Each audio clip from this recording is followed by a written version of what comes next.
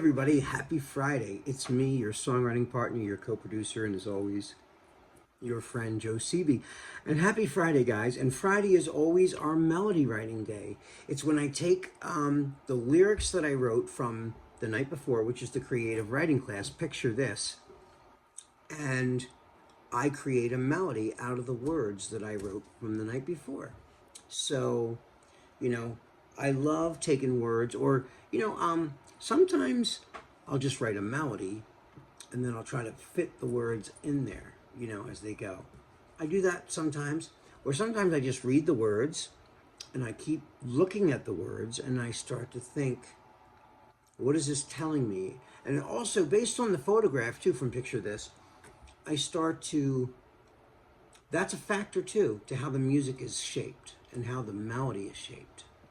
A lot of times I'll, really look at the picture and I'll daydream about the picture, and I'll be like, if this was a scene in a movie,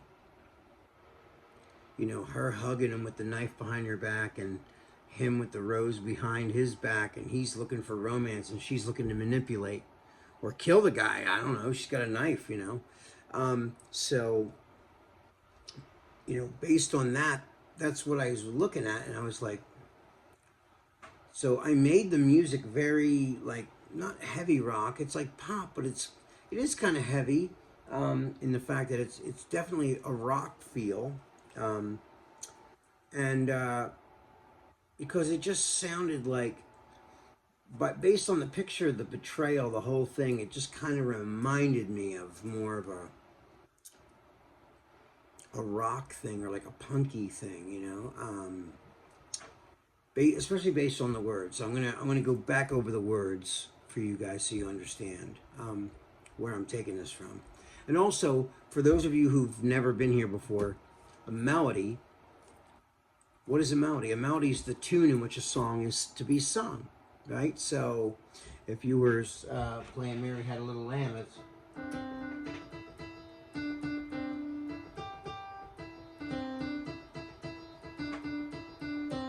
that's the melody.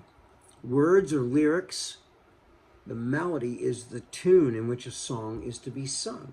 Okay, so just so we have that clear. Anyway, so the words that I wrote was, and every time I think that it's over, you pull me back and cry on my shoulder. I need some space, some time to reflect. I'd rather be free than be a slave with regret. And every time I think that it's over, you pull me back and cry on my shoulder. I need some space, some time to reflect. You tell me you love me with a knife at my neck. Yeah, when I saw that woman with the knife, and I just thought, boy, that's somebody that's manipulating, like she probably just uses ultimatums all the time to get her way with this dude, and it works, I guess. Obviously, based on the lyrics that I wrote, part of me lives in that guy, I guess. I've been a fool for people in the past. When you have emotions involved, you do things that you normally wouldn't do for people you don't really care about. So go figure. When you really love somebody, or you want to be with somebody really bad, and they're not as into you as you are to them, sometimes they can manipulate you to do what they want you to do, rather than what you would do under normal circumstances. So that's real life 101 put to music. So the first thing that I did when I established this was I started to hear the tempo more than I heard the melody yet. So I heard the guitar. And I heard the drum beat. And so that was the first thing that I heard. And then I started to say the words as I was playing this chord progression. So I took my guitar, Okay, so I was going.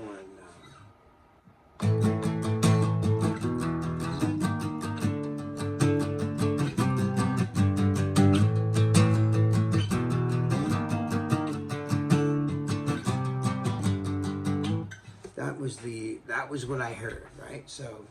Um, so I was going.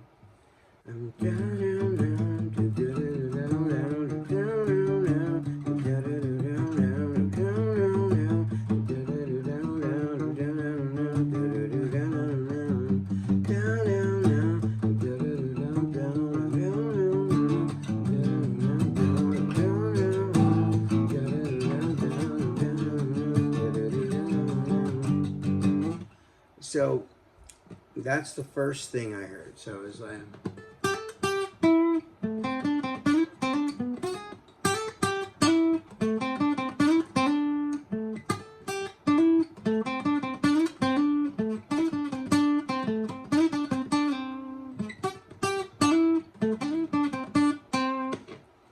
So that was what I heard, right? So then I found, you know, I've been using like hip hop beats a lot, but for this song I used like a straight ahead, like a hard rock beat. So that's what I heard. So I was going.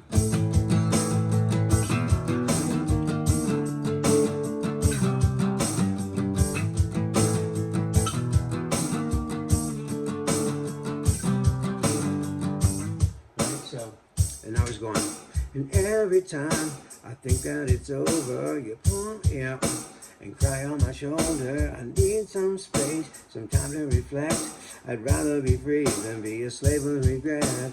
And every time I think that it's over, you pull me back and cry on my shoulder. I need some space, some time to reflect. You tell me you love me with a knife at my neck. So that's the cadence, right? So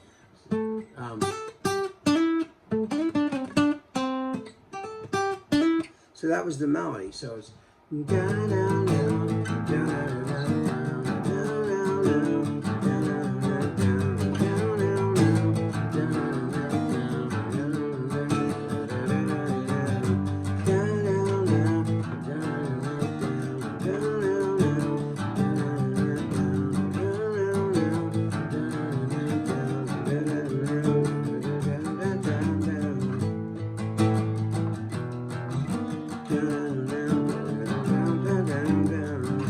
So that's what I was hearing, right? So I like that.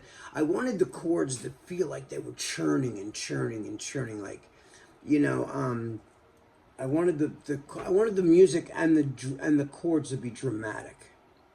So and like kind of take you somewhere, like a journey. And it's cool because like as the let me see.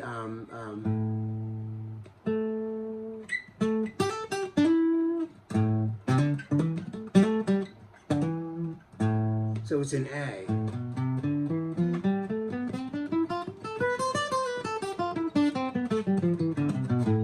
So it's A minor is the melody. So the melody is derived from the A minor scale.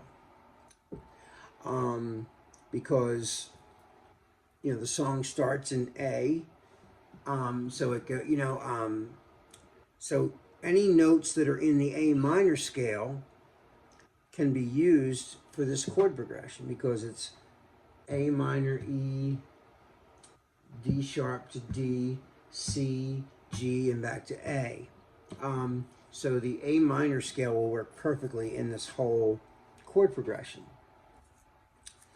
And because I know my voice, I already know what keys are going to be good for me to sing it in. Now, if someone else is going to sing this, like a female artist or a male artist, we might change the key for them, and that's fine. That's an easy fix.